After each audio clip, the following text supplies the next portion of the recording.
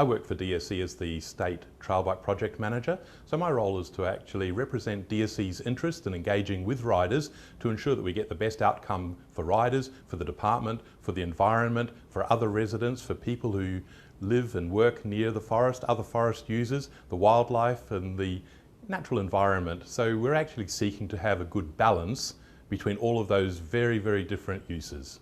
There's a whole lot more people going riding, and so issues that never used to be a big problem before are now an issue because there's more people going riding.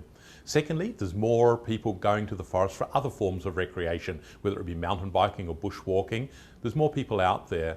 There's also more people who live close to the forest, and they'll get very seriously affected by excessive noise. So there's a whole lot of reasons why it's become increasingly important to have a good management approach to trail bike riding. Underlying that is the priority to ensure that trail bike riding is sustainable, both environmentally sustainable and socially sustainable, so that it can continue into the future. If we trash the environment today, if we wreck the landscape today, there won't be an opportunity to go trail riding in the future. But if we can get the current generation of trail bike riders to stay on track, do the right thing, be sensitive to the needs of other people in terms of safety and reducing their noise, trail bike riding can continue into the future so that the current generation of riders will not be the last.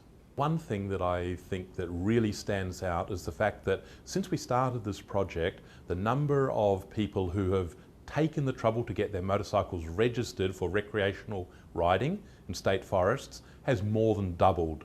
One of the really important reasons why you would make sure that you've got a registered motorcycle, either full registration or recreation registration, is to ensure that you're covered by the TAC's accident compensation scheme. If you have a crash on your motorcycle and you're injured, or you've got loss of earnings, you're off work, or you've got a permanent disability, if you've got a registered motorcycle, the TAC will help and support you, and you'll actually get income cover for the long-term future. So for the cheap price, it's a no-brainer. Get registered.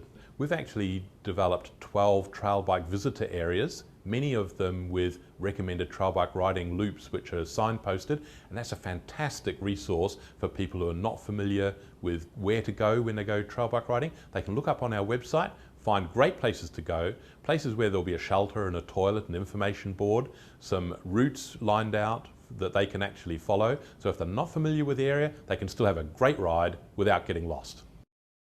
I know from the feedback that the riders have given us that when we are out there in the forest doing our work and we're on trail bikes, we're riding the tracks with them, alongside them, and sharing the same experience, even though we're working and doing a compliance operation, we're actually able to talk to them in a way that will help them change their attitudes and change their behaviours.